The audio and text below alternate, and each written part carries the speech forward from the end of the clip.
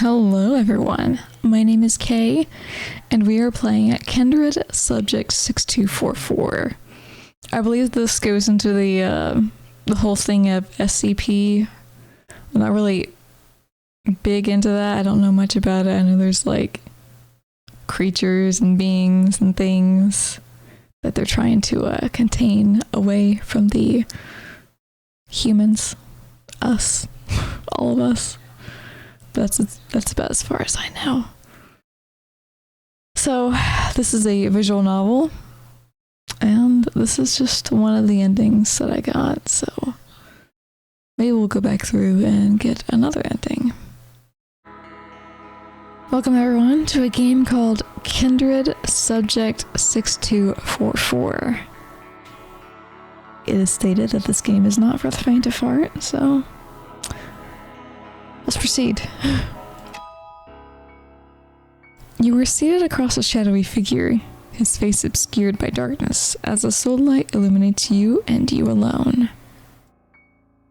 The atmosphere is harsh, your surroundings cold and uninviting. You get the distinct feeling that you don't want to be here. You suffered a severe case of blunt force trauma, Agent. The man's voice is gravelly and grates on the ears, causing you to involuntarily twitch with discomfort. He leans closer, and though you can practically smell his breath, his face remains entirely indiscernible. You shift back to make distance between the two of you. State your name, if you even remember it. K. Splendid, Agent K. Absolutely splendid. He leans back once more and crosses his arms with a tilt of his head.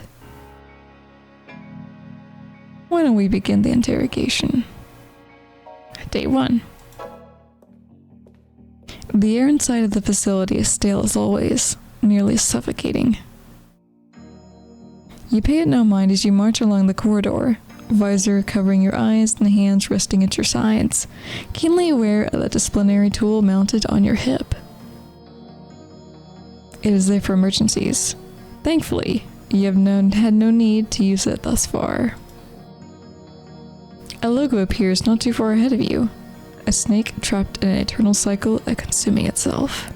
An Ouroboros. The Ouroboros. My bad. You think there must be more significance to the image than you are gleaning from it, but you don't care to give it any more thought. You're paid to interrogate, not to question. At least, that's what they keep reminding you. But to interrogate, you do ask questions, so you arrive at your destination. Before you lies a vault door, secured on either side by heavy metal. There's no forcing this particular door open. You have a feeling it's been reinforced so strongly for a reason. An ear-splitting beat rings in your ears as two bright lights on either side of the chamber door suddenly flicker from red to green. The metal in front of you rises with a groan. The inside of the chamber is entirely unimpressive, save for the lone figure seated on the ground at the deepest end. You can't help but feel uneasy as you observe it for a moment.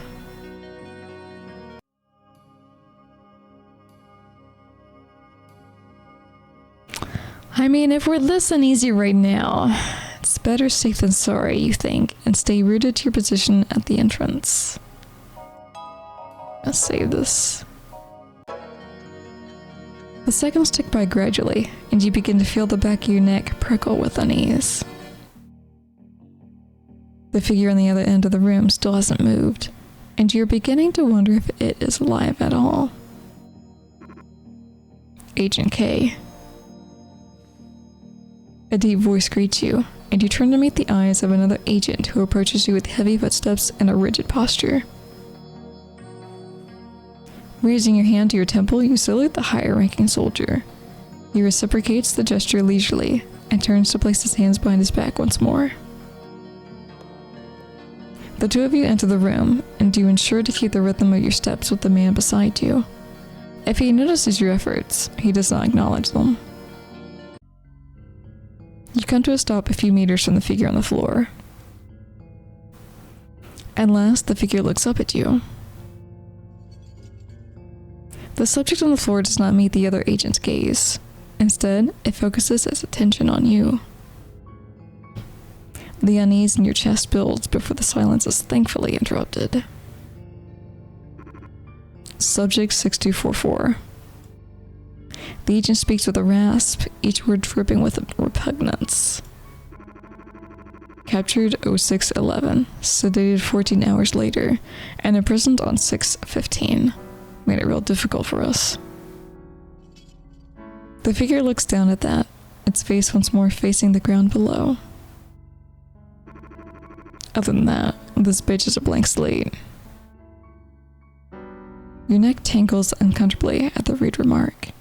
Then again, you think it's likely the thing below you deserves it. This subject's reputation precedes it, and you've only ever heard bad things. It doesn't look as dangerous as they say, though. You try to think back to the orders you received concerning the subject before you. Freak.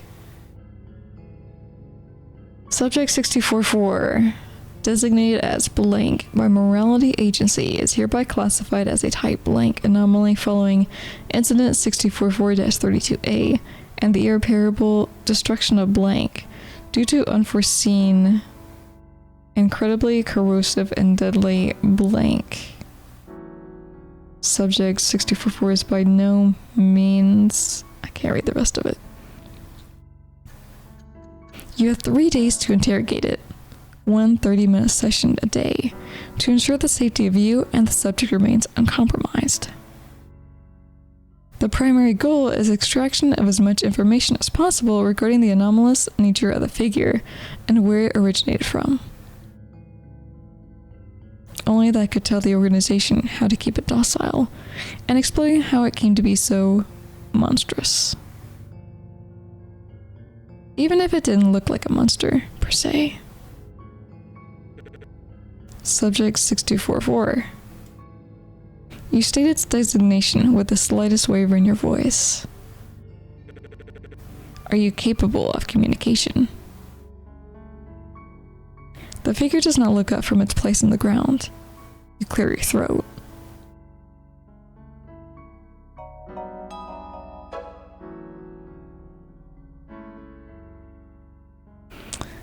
Let's repeat it. Subject 6244. Are you capable of speech? The subject on the ground ever so slightly raises its head to once more silently observe you. You hold your breath without realizing it. Only when it ever so slightly shakes its head side to side do you let out a heavy sigh. It might be lying, you know. The agent spits the accusation out with a downturned mouth and knitted eyebrow. Turning to glance back at you, he lifts a hand to pat you roughly on the shoulder. But no matter, you're making progress already. The man chuckles, though the sound is far from pleasant. We're putting you in charge of this project. Any and all information regarding 6244 will be passed through you, and jurisdiction in all matters concerning the subject is to be placed in your hands. It's not an easy burden to bear, Agent K, but the higher-ups believe in your abilities. Your eyebrows furrow in confusion. You're not sure where their confidence comes from. My involvement in the success of Test 2001 was minimal. Subject 2001 was successfully blank following through thorough testing in blank of its species. All variants of Subject 2001 have been blank as of 5/15 blank. We would like to thank the blank and the blank involvement with the project. Experiments involved. We look forward to the successes like this and to working with, You are hesitant to remind the commanding officer.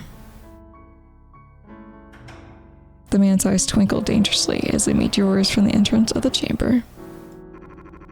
You wouldn't be here if they didn't think you could succeed. There's no point questioning their decision, Agent. The board works in mysterious ways.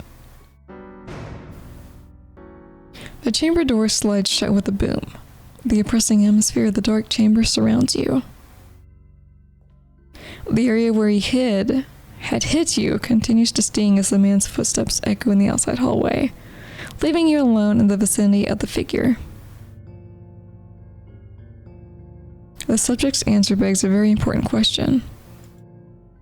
It may be lying, but a gut feeling tells you that it truly isn't capable of speech. If it is not able to exchange words, how are you two meant to communicate with each other? For the first time in the several minutes you've been in the chamber, the figure below you shifts, as if it is uncomfortable. You get the distinct feeling it is trying to free its hands. Glancing behind you, you confirm the room to be entirely empty. When you finally meet its gaze again, is looking at you expectantly. You want me to free your hands. There's a moment of silence, but eventually it nods. I can't do that without permission. You stay so authoritatively, crossing your arms. The figure beneath you sighs. You squint your eyes at it.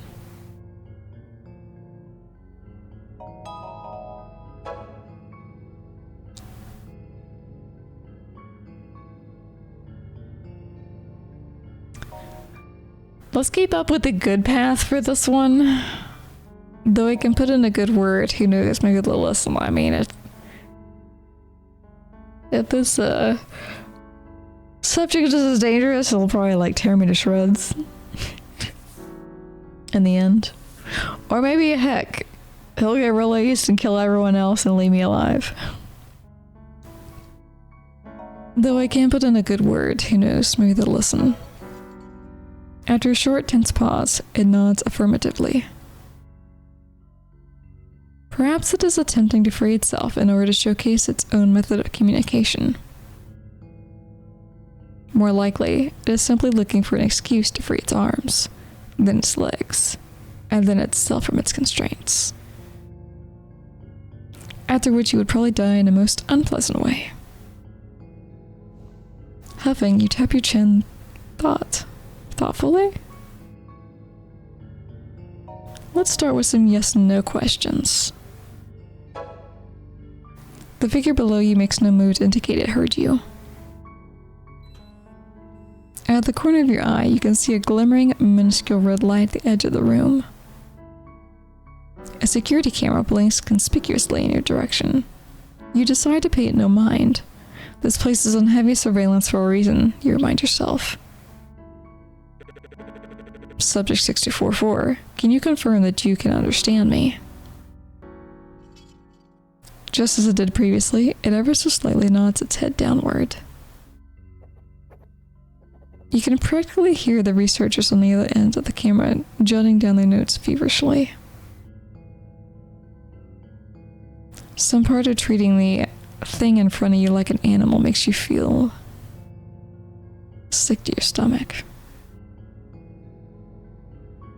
Subject 6244, are you entirely human? The figure on the ground observes you with the slightest hint of curiosity as the question leaves your mouth. To your dismay, it does not answer.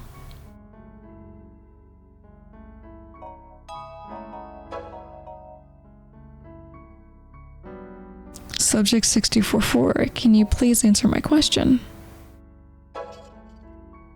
After what feels like an eternity of silence, the being finally nods. A loud beat from the other end of the room startles you as you whip your head around to see the chamber door rise. Bright light floods the room and temporarily blinds you, forcing you to raise a hand up to your eyes. A series of agents stand on the opposite side, weapons held threateningly in their hands. Their visors obscure their faces, and you have the distinct feeling that you're staring down a firing squad ordered to execute you. To your immense relief, the same agent from earlier appears at the edge of the group, motioning toward you. And that's enough for today, Agent K. A quick introduction to your subject is all that was needed for your first session. Despite the urge to follow orders heavily ingrained within you, you can't help but raise your voice in confusion. I believe our 30 minutes have not yet concluded. That's quite alright. The agent retorts venomously, clear impatience in his voice. You think for your own safety, you should concede to ending the interview early. On your way out, you glance quietly down at the woman at your feet. She tilts her head inquisitively at you once more. Other than that, her face remains emotionless. Without another word, you step away from the subject and stride toward the chamber's entrance. You resist the urge to glance over your shoulder before the chamber floods with darkness. Day 1. The shadowy figure is once more observing you from the other end of the table. The lone spotlight shining down on you strains your eyes, but you make no move to block the blinding light. Do you remember, Agent K, what you decided to following your first encounter with Subject 6244?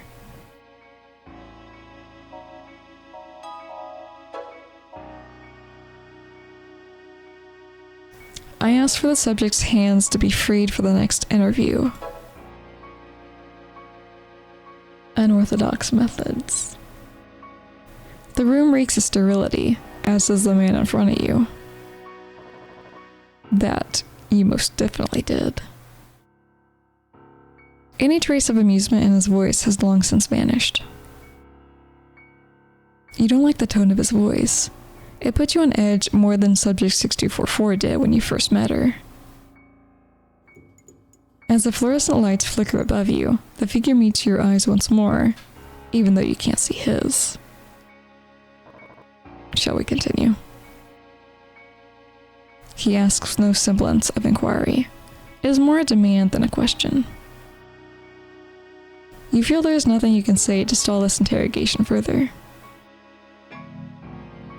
You force yourself to get comfortable in the rigid metal chair. The facility's coldness is no longer a foreign concept. As you retrace your steps from yesterday to the same chamber, you can't help but feel an involuntarily trickle of nervousness. 30 minutes. You must spend 30 minutes with the subject, no more, no less. In those 30 minutes, you must learn enough information about the subject to warrant interest from the board in continuing experimentation, lest it be deemed a lost cause. Your stomach is clenching uncomfortably, knots forming in the base of your chest. A part of you feels silly for being nervous at all. The subject is docile in its current state. It will not hurt you.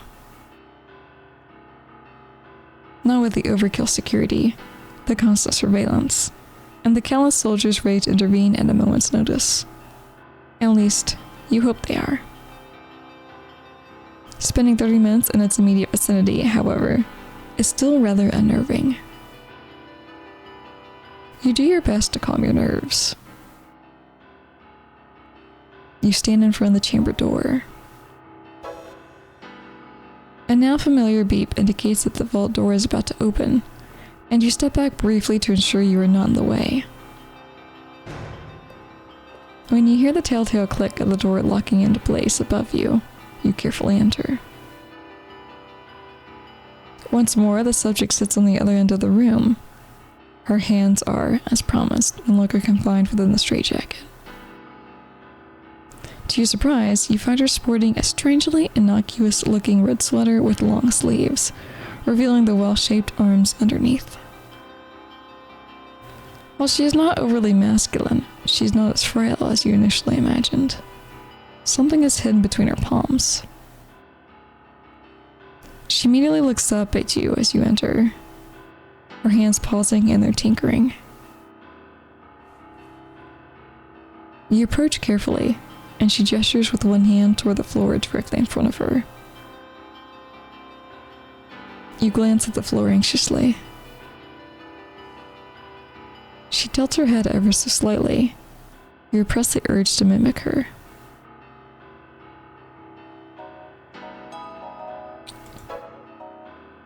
It's getting a little dangerous here. You feel safe enough to get a little closer. We're so gonna die. You carefully lower yourself to the floor in front of her. To your immense surprise, you think you see what looks like a small smile flash on her face.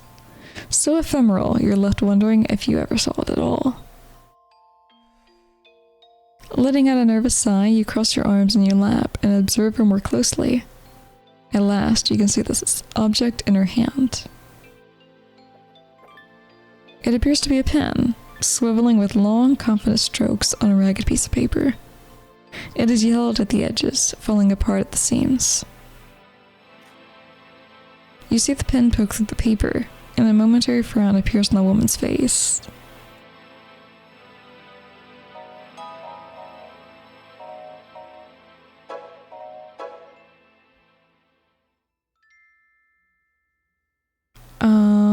Shoot.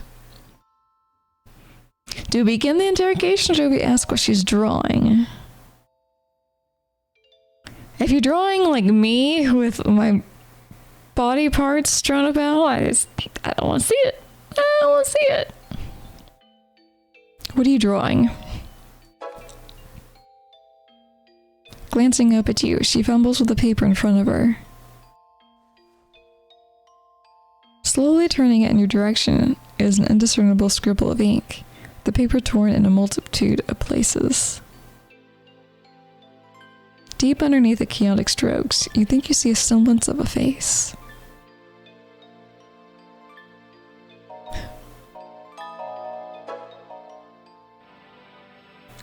What is that? It looks good. The woman turns the paper back on herself, as if giving it a once-over.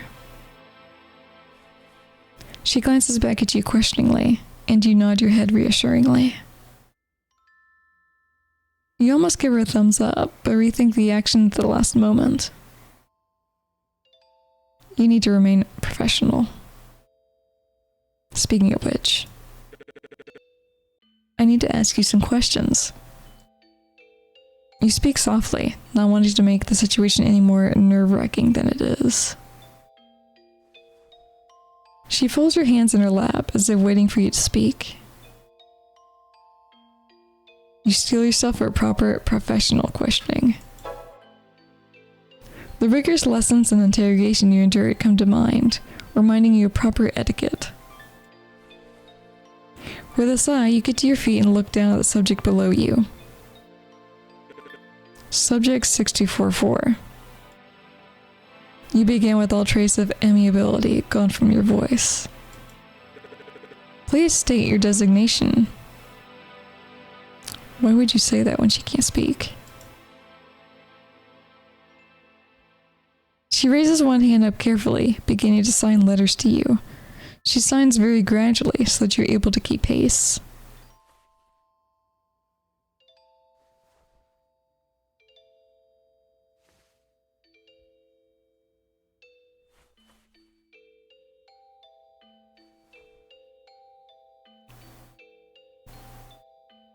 I don't know sign language, so I don't know what she said.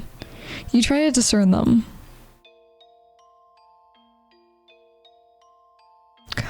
Could you do that again?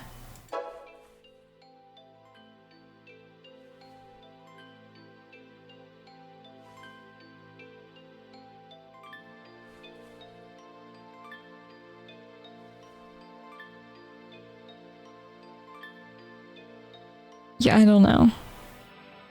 Let me guess.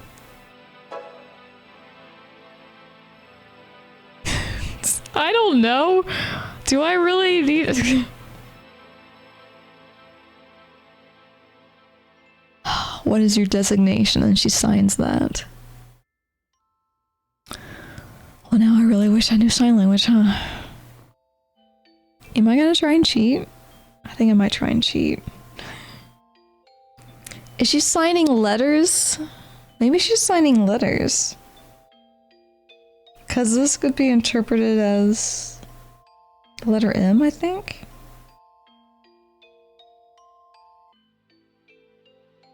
Well, no. So stuck your thumb between your ring and pinky fingers. Your thumb's out. Maybe R? This looks like A. Shit, I should have asked to look at it again. It's definitely R. If I'm looking at it, or thinking about it correctly. H? H-A-R something something H-A? I have no idea. I have no idea what to write here.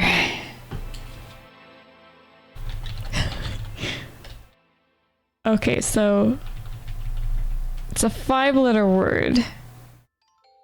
If that's right. I don't think that's right though. I think it's...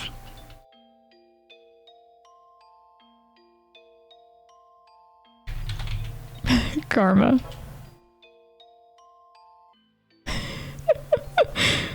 She lowers her hand, coming to understand that this might not be the optimal way for you two to communicate. You are no expert, and swiftly asks that she finds another way to inform you. I'm sorry, I don't understand. She moves to pick up the paper in front of her. She turns it around with subtle reluctance and begins to write on the backside in large, bold letters.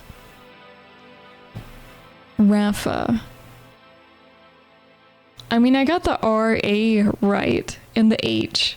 I didn't know what the P was. And plus, that wouldn't have made sense to me, so I probably wouldn't have written it anyway. If anything, I would have written alpha. Rafa is the word you see. An uneasy shiver travels down your spine as you reread the word in front of you multiple times. Somehow it isn't strange to you that the subject has a name. Everything about her is becoming more and more human. The simple fact disturbs you more than anything you witnessed within the walls of this organization. Imprisoning a beast is simple. When everything is black and white, there's nothing to think about. And only friends and administration is to blame if that monster breaks free. I mean, there's been a whole lot of serial killers, though, out there that have been quote-unquote normal people, but they're still psychotic. They're still dangerous. You wouldn't call them monsters, but, well, maybe some would call them monsters, but they're still people at the end of the day. At least then there is a united, simple goal. An easy solution. But imprisoning something even remotely human, an intelligent being with free will, a conscience, and perhaps even a soul, without a burden of proof damning them with the most atrocious sins, it's difficult not to let your mind wander. Already you feel that strangling, choking feeling squeezing tight around your heart. Empathy. Empathy for a being that, on the outside, doesn't look so different from you. You suppose it's what's on the inside that counts. You remind yourself to continue your questioning.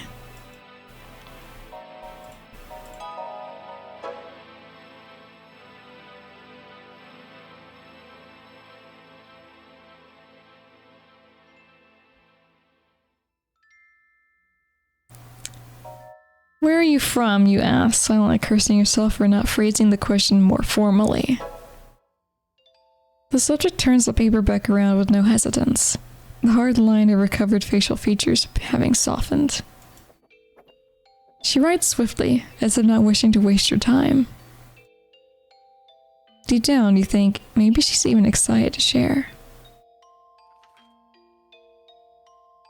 When she turns her sheet back around, you're surprised to see more than just a word. Armenia and Goris.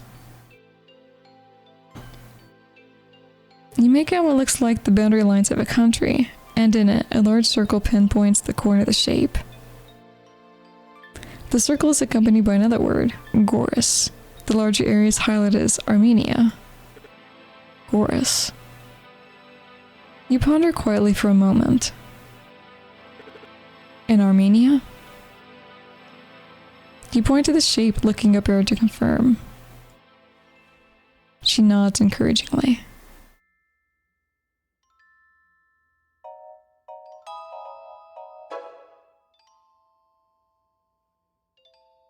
I mean, this is just a simple question. Wanting to know what it is. But it also means we have no idea what that is. Maybe that could offend her? I see. Thank you. And we'll go with that. She shifts her stance and you filter through a list of questions in your head. What would be the most important to ask? Don't ask me that. I don't know. I'm not the interrogator.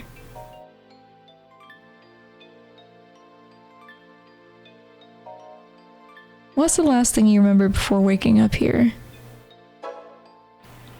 The woman seems slightly taken aback by your inquiry, and after digesting it, brings the pen up to tap her chin lightly. Snow. You read the word, and the moment she confirms that you have, she turns the page in her direction and begins to draw.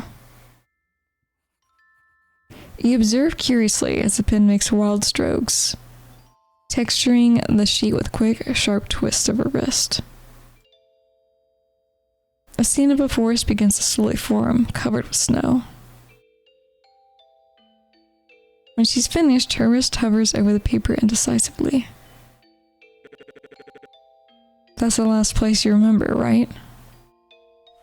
She nods once.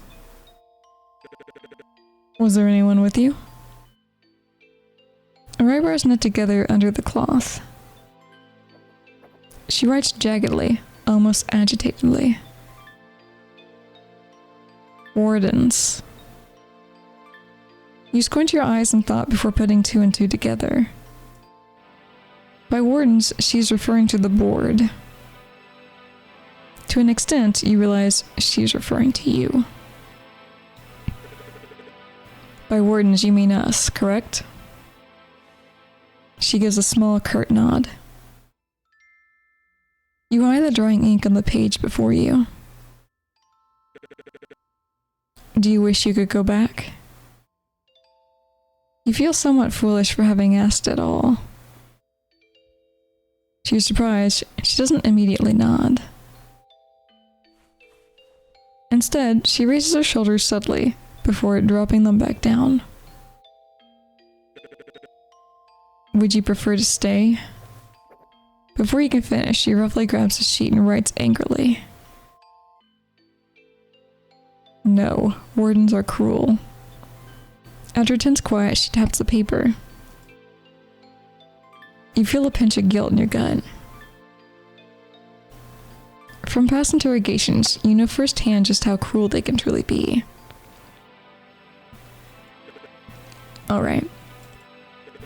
Let's move on.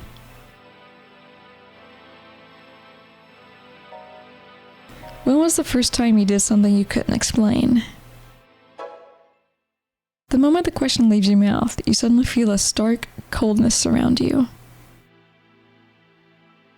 Involuntarily shivering, you notice that the woman before you has gone still. She takes one shaky breath. Her face is turned toward the ground, as if in deep but immensely troubled thought. You can't help but wonder what the extent of her anomalous properties truly is. She lifts up a hand as if to sign something. Instead, she leaves it hovering, small changes of expression the only indicator of troubling thoughts swirling underneath. Eventually, after what feels like an eternity, she lifts her chin up and reaches for the pen. After, she writes one word.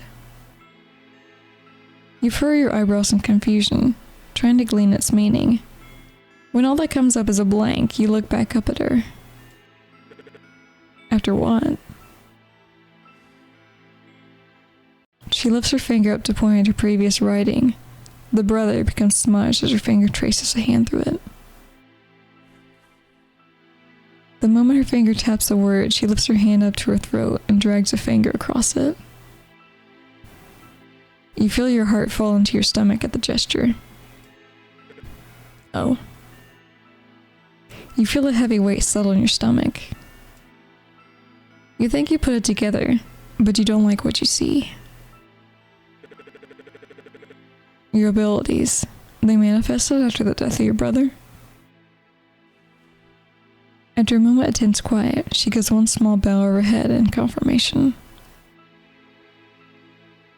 You find it hard to respond to her for a few moments. You're torn between empathy and the need to remain professional. Your voice is quiet when you next speak. I'm sorry. Though she doesn't respond, you feel her ever so slightly relax. I think it's best we moved on to other questions. You hope a change in subject will be more productive. What do you usually draw?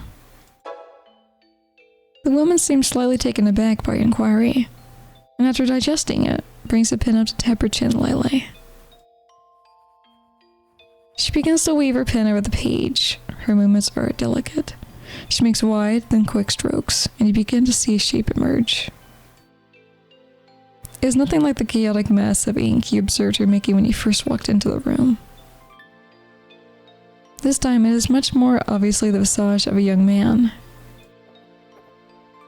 The edges of the face are becoming more defined, his sharp features capturing every detail so perfectly. Once your hand has come to a stop on the page, you wait patiently to see if she will add on to it. Once it's clear she's finished her demonstration, you look up at her face once more. She tilts her head subtly before turning the page your way. Is it supposed to move? It almost feels like the drawing is alive. You don't quite mean that as a compliment, you realize.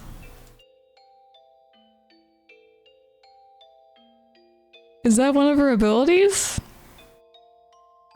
The picture, unnervingly, truly does look alive. You can't understand why, though. Faces. You usually draw faces?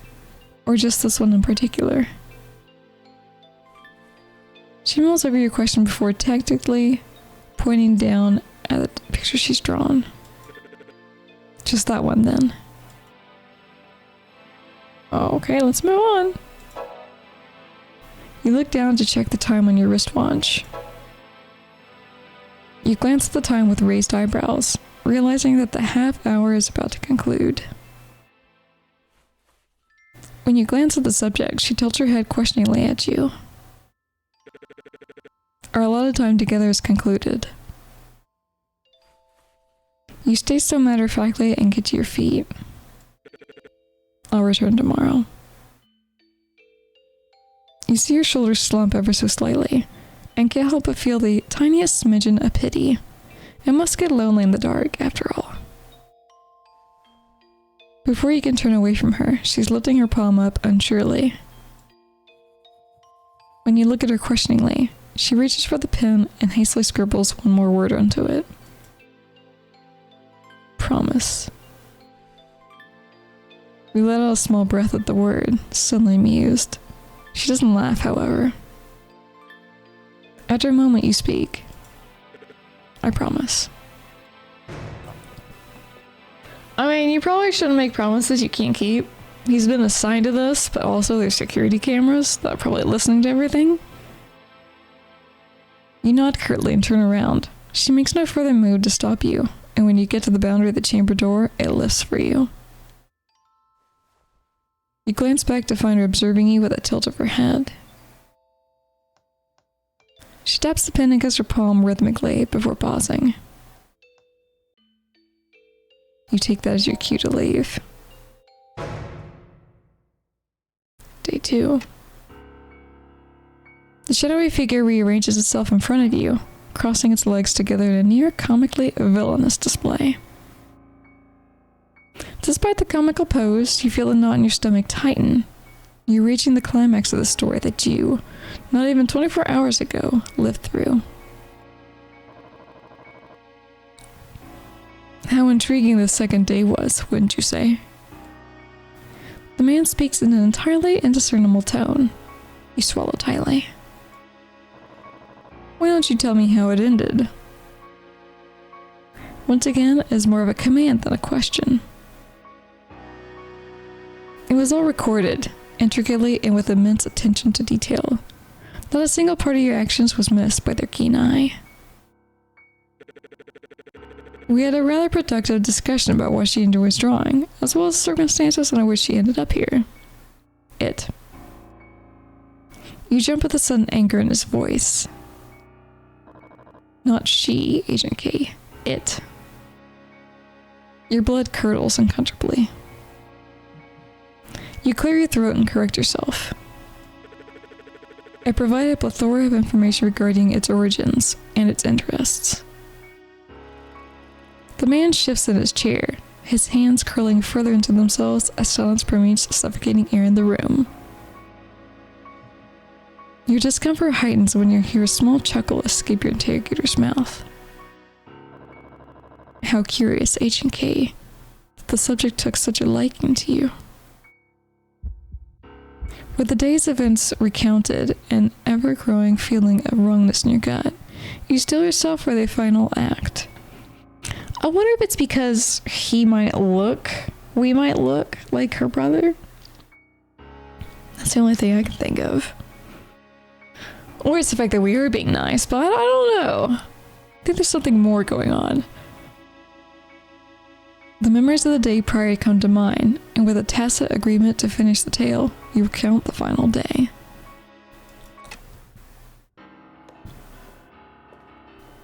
The cool air of the facility is familiar to you now, seeping through your helmet and freezing the trails of sweat escaping your brow.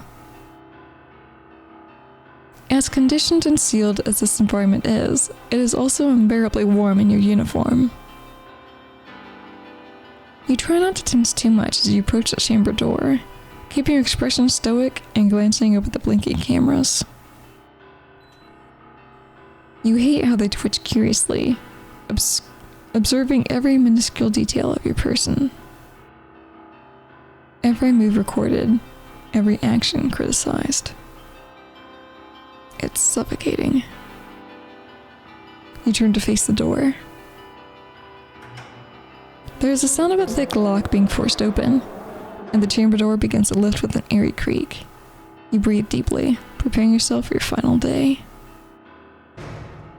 She waits for you in the same spot that you left her, rising to her feet as you step into the room. You're surprised to find a smidgen of emotion evident on her face. Something you can't quite place, although it looks anxious. She observes you with a tacit curiosity as you approach her. This time, not waiting for a cue, you sit down in front of her. She takes this as an invitation to join you, lowering herself to the ground and crossing her legs. She watches you silently, but with an intensity that was not present previously. Hello, Rafa. You greet her warmly, and at the sound of her name, she gives you a small smile. You glance down at the space between her hands and feet, finding it strangely empty. I notice your sketchbook is missing. The camera in the corner of the room jerks restlessly, as if having taken a renewed interest in your conversation. The figure in front of you shrugs subtly, confusing you. You were under the assumption that she cared deeply for its contents, but you must be mistaken. The tenseness in her shoulders, however, tells you a different story. Oh, they took it from her. Almost immediately, you sense that something isn't right. Clearing your throat, you choose to continue the interrogation, albeit a little more wary of your surroundings. Before your train of thought can translate into spoken words, there is the faintest sound to your right. Pausing, you glance over in its direction. The woman in front of you is stilled, similarly turning her head to observe the origin of the groaning. When you move to investigate, you feel something roughly grab you by the pant leg and, glancing down to find your arm holding you down, perfectly out of sight of the blinking camera, you let yourself fall back into your position. When you look at her, expression perfectly neutral, she very slowly shakes her head. Did she attack a guard? How would she attack a guard without anyone noticing, though? Unless the picture she drew came to life when that person is over there. I don't know. You get the message, but you are very quickly becoming racked with nervousness. She's acting strangely, and strangeness in this already odd place is almost never a good thing. How should I talk with you? The weight of the last day is heavy on you, the time ticking away like a bomb ready to go off. You realize you want more time with her. You've got no sketchbook. The hand gripping your leg suddenly moves to your arm. With astonishment, you observe its inky black veins snake up her elbow and onto her pale forearm, pulsing right underneath the surface before coalescing into letters. You take a sharp breath. You do not see this. You try not to shudder at the words that have coalesced on her arm. As uncanny or repulsive as this form of communication is, it works. I suppose. You speak a little louder to be safe, trying not to glance at the camera. We'll have to resort to some yes and no questions. Is that right? The woman nods encouragingly, and, keeping her hand on your arm, readjusts her seat on the ground. Your panicked mind strums out questions to ask, though the ticking of the clock at the top of the wall is suddenly echoing in your brain. It feels like you're on a time limit. The sense of wrongness is amplifying by the minute. Something is about to happen. You're sure of it.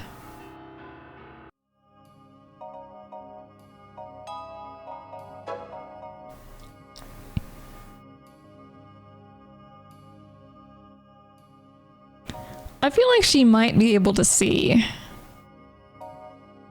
I don't know if something's preventing her from speaking, though.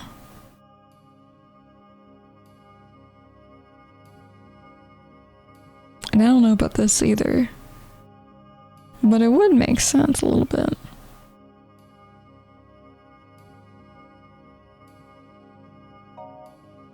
Is something preventing you from speaking? Her shoulders become rigid the moment the last word leaves your mouth. She tilts her head down, tacitly contemplating. You see her jaw move, working itself as if she's exploring her mouth with her tongue. Then, she shifts her back in front of the camera in the corner and with a grimace, lifts a hand to open her mouth. Your eyes widen as a shiver of repulsion shoots down your spine. Where her tongue should be is a bloodied lump of flesh, serrated at the back, still bleeding profusely. The liquid is an inky hue, however, and somehow none of it leaks past her open mouth.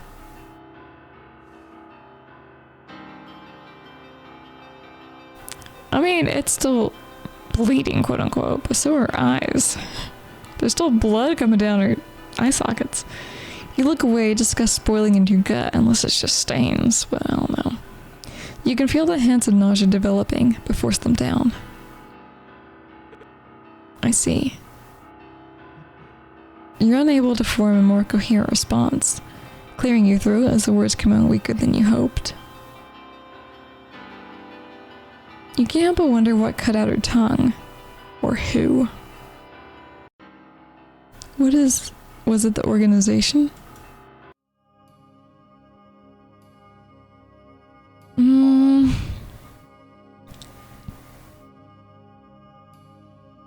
I mean, if we ask this and she answers, the people behind the camera are going to know, so... Maybe it's best to leave that one alone or save it for last. Are you scared of what you can do? She nods her head curtly in response. I used to be, but now I realize I am the one in control. You glance down discreetly at your hand, looking over the words once, twice, 3 times to make sure you've read them right. A spike of fear travels down your spine. You hastily cough, quickly pulling your together in appropriate response. You want to ask more, but are unsure how to go about it. Perhaps keeping up the facade is the right way to go. You ponder quietly.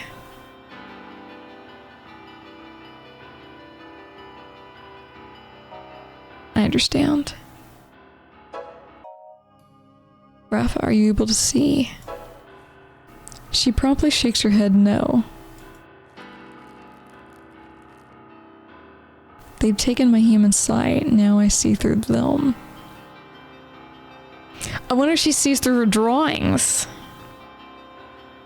You know? The words that manifest in your hand tell a different story, and you read over them with a racing heart. A million questions speed through your brain, like a runaway train unable to stop itself in its momentum. You want to voice them, but know that she won't approve. It's not safe, after all, but the curiosity is unbearable. You bite your bottom lip in a frenzy.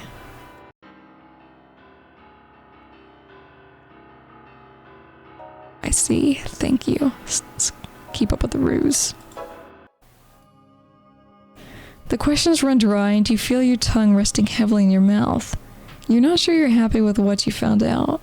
If anything, the growing feeling of unease in your gut has only tripled. There's the sound of a distant boom. You look at the ceiling, feeling the slightest tremor in the ground below you. Turn your gaze back to Rafa. She's looking directly at you, her expression unchanged. As another much more violent boom rocks the facility, your eyes widen. Agent K. A loud voice booms as the intercom crackles to life. Exit chamber 17A immediately. You shakily get to your feet, looking down at your companion. She follows you up with her face, and as if sensing your hesitance, rises to her feet alongside you. Good God, she's tall. You can now hear the faint sounds of echoing screams, the booms becoming more and more rapid, the shaking continuous and violent. This is your final warning.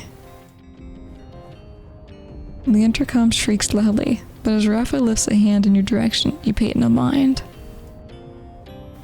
You shakily reach your own, hovering over her open palm.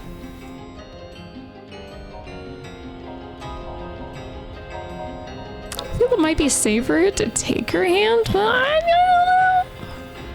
Things are kind of moving fast right now. See, if we leave, whatever's out there going on is going to affect us. But if we take her hand, that's an unknown right there. Let's take her hand. A sudden alarm blares and the room is painted red. Ominous shadows crawl along the wall as the sound of screaming approaches. The rumbling and shaking of the floor just outside the chamber door. She gives you a small smile as the door slides open, revealing traces of blood and fire crackling just outside. She leads you to the edge, and once you both stepped over the boundary, she squeezes your hand.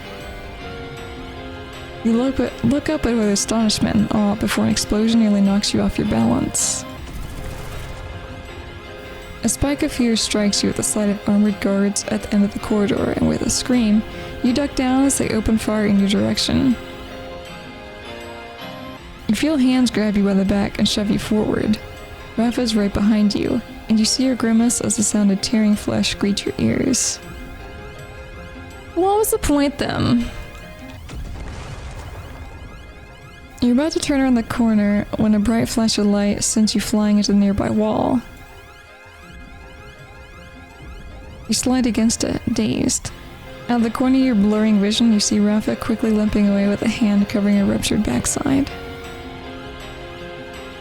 She looks back at you, grimacing, but doesn't stop. You want to stop her, but your voice comes out in harsh, nearly silent rasps.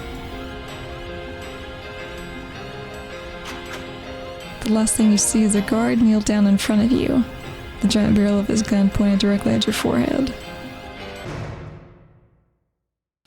Was it worth it? The figure in front of you has crossed his arms, his face eternally hidden in shadow. Only now do you notice iron cuffs bounding your wrists. Your head feels lighter than usual, the thick, dead air blowing through your now naked locks of hair.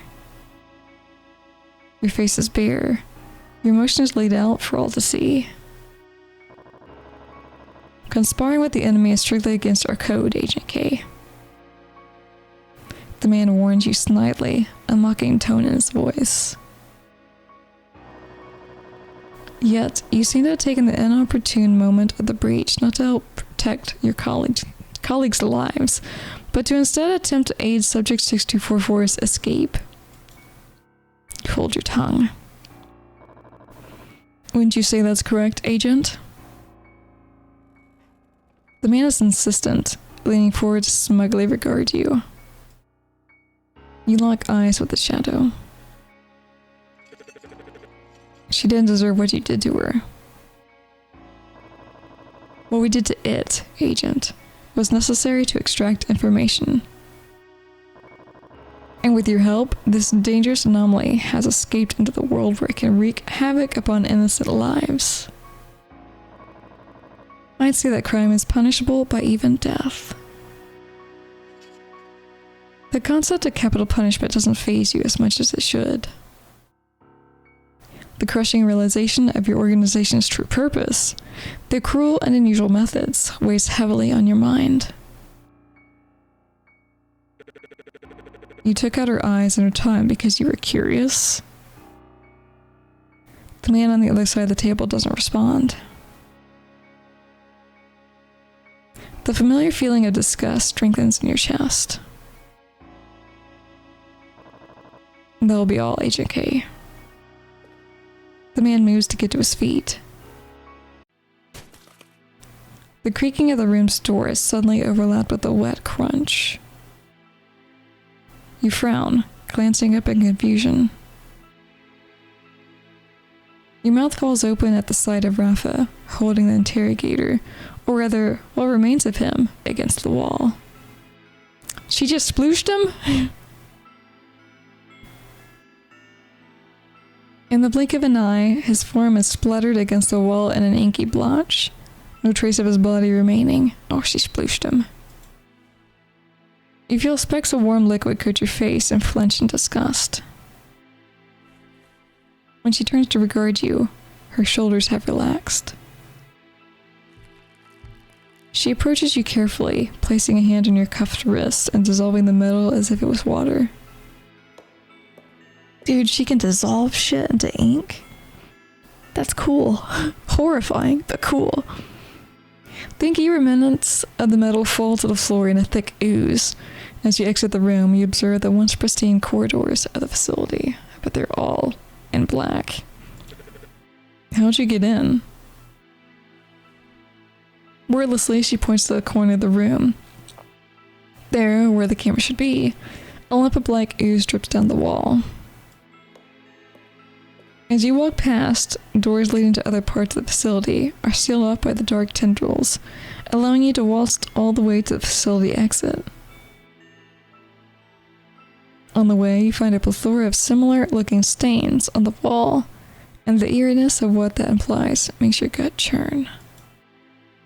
You lose count of how many you find, mentally taking note that each was likely a living human being not 2 minutes prior. It is nothing short of a massacre. You try not to make your petrified glance in her direction too obvious. They locked her in that room for a reason. The small, reassuring smell she gives you surprisingly eases your nerves. She also fought her way into the depths of this facility, one that belongs to an organization she no doubt fears for what it did to her, just to get to you. You step through the exit, blowing air into the cool night. Steam rises up into the darkness, and your eyes take note of the glowing moon in the sky. As you walk into the forest, you feel a hand rest on your back, the sound of crunching leaves and fauna accompanying your journey into the darkness. After many minutes, you reach an opening at last, and the hand on your back disappears. The mountainside allows you to oversee a plethora of city lights down below, moonlight shining upon the populated town. Down there, you might have connections. If you're lucky enough, you'll find a way to escape the organization's reach, no matter how big it is. Glancing back at Rafa, you observe her lag back, hidden in the midst of the dense brush. She stays behind a tree, watching cautiously. The city lights behind you glimmer invitingly, but you know that you can't drag her there in their current state. She would be noticed immediately. Something in you screams that she would be forced to hurt innocent people against her will. It's a scenario you need to avoid at all costs. What about you? She gives you a small smile and simply shakes her head. You stand in the silent clearing, a faint echoing wind ringing in your ears, as the only sound aside from the deafening quiet, and the occasional whistling birds and rustling leaves. Then, with the smallest wave, she's gone. You're left on the cliffside, moonlight raining down upon your figure in the forest clearing. The expanse of the city below you glows brighter, your new hope for the future to come.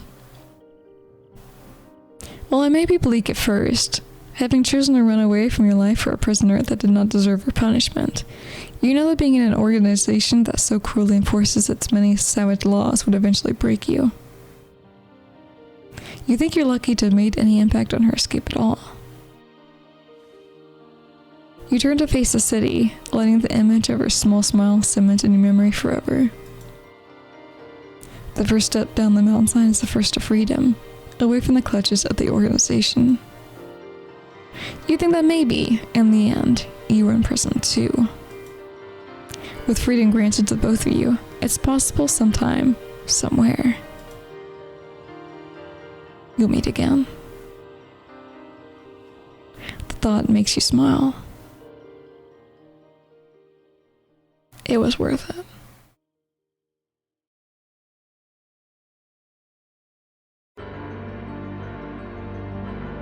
That was a good ending, you guys.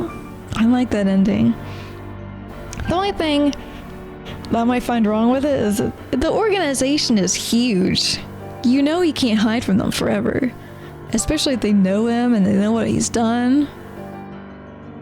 I kind of think it would have been better if they just stuck together or something. You know?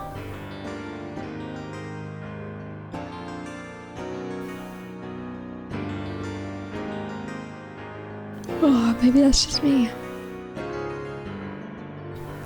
Anyway, that was just some of the choices you could make in this playthrough. I tried to choose the better ones, obviously. I feel like the other ones will end up in our horrible death. Ending 3 of 4 achieved. 3 of 4, so there's 4 endings. Interesting. We'll get to the other endings probably in another episode. Until then.